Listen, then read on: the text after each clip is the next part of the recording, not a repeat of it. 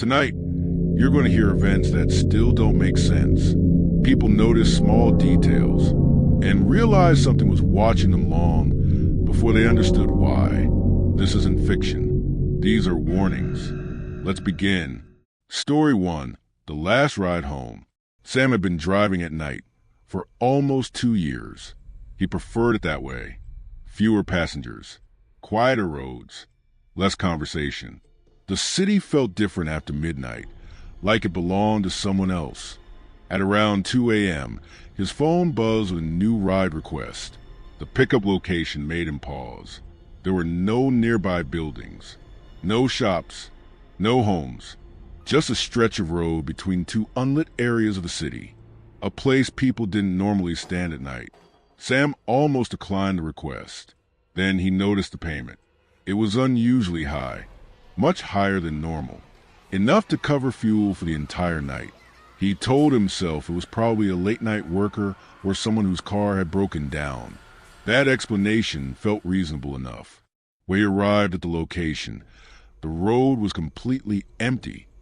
No movement, no sound, just the faint hum of his engine and the glow of his headlights. He waited. After nearly a full minute, the back door of his car opened. Sam jumped slightly, surprised that he hadn't seen the passenger approach. A man sat down behind him. He didn't say hello, didn't ask how Sam was doing, didn't even give a destination. Sam glanced at the rearview mirror to confirm the ride details. That's when his stomach tightened. The back seat looked empty. Sam looked again, slower this time. He could hear breathing behind him. He could feel the presence of someone sitting there. But the mirror reflected nothing. His heart started beating faster. He spoke, trying to keep his voice steady, asking the passenger to confirm the drop-off location. The man replied softly. His voice sounded close. Too close. Sam started driving. As the car moved, the temperature inside dropped. The windows fogged slightly, even though the weather outside was warm. Sam tried not to look in the mirror again, but his eyes kept drifting upward. Still nothing. Halfway through the ride, the man spoke again. He said Sam's name. Sam had not told him his name. That was the moment panic set in. Sam slammed the brakes and turned around. The back seat was empty, but the whisper came from right next to his ear. You weren't supposed to notice. Sam abandoned the car and ran. He never returned to night driving. Months later, his account still receives ride requests from that same road, always at the same time, 2:17 a.m. Story 2, the apartment that breathed. Sarah moved into the apartment because it was cheap and close to her university. It was small, quiet, and old, but nothing about it seemed dangerous. The first week passed normally. The second week, she started noticing the sounds. Footsteps late at night. At first, she assumed it was a neighbor. Old buildings carry noise strangely. That explanation made sense. But the footsteps always stopped outside her bedroom door. And they always happened at the same time, 3:12 a.m. One night, she stayed awake, staring at the door, listening. The footsteps came again, slow, heavy, deliberate. She held her breath, waiting for a knock. It never came. Instead, the sound moved away, down the hallway. The next night, curiosity overcame fear. When the footsteps started, Sarah opened her door and followed them. Her hallway felt longer than usual, darker. At the end of it was a door she had never seen before. Apartment 307. Her apartment was supposed to be 305. She stood there for a long time, staring at the door, telling herself she must have missed it before. She turned the handle. Inside was a room identical to hers.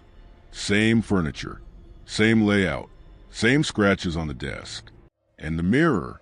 In the mirror, she saw herself standing in the doorway, but the reflection was smiling. Sarah ran. The next day, she asked the building manager about apartment 307.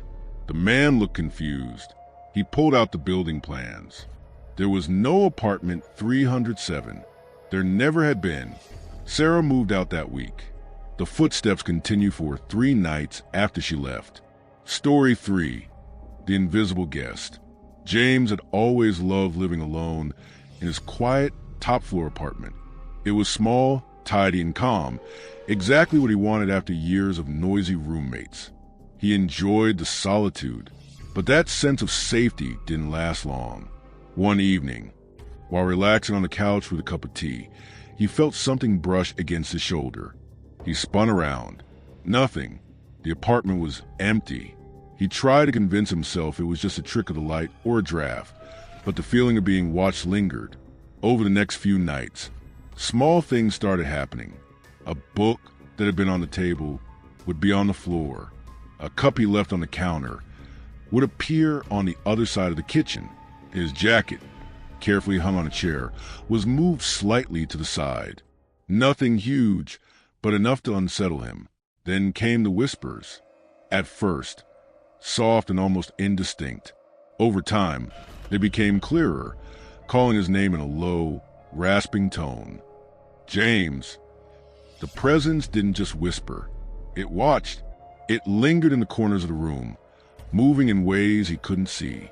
One night, lying in bed, he felt a cold pressure on his shoulder, like an invisible hand pressing down. He sat upright, terrified, but the room remained empty. When his phone buzzed unexpectedly, he found a message from an unknown number. "I'm right here." Panicking, James fled the apartment that night, leaving almost all of his belongings behind. He never went back.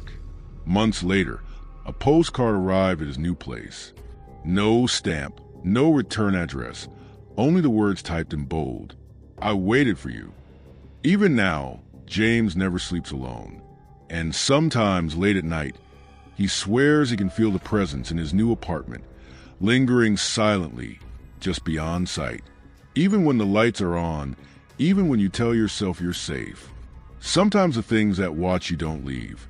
They wait, they observe, they remember, and when you least expect it, they might already be in the room with you. So tonight, before you close your eyes, look around and listen, because you never know who's still there.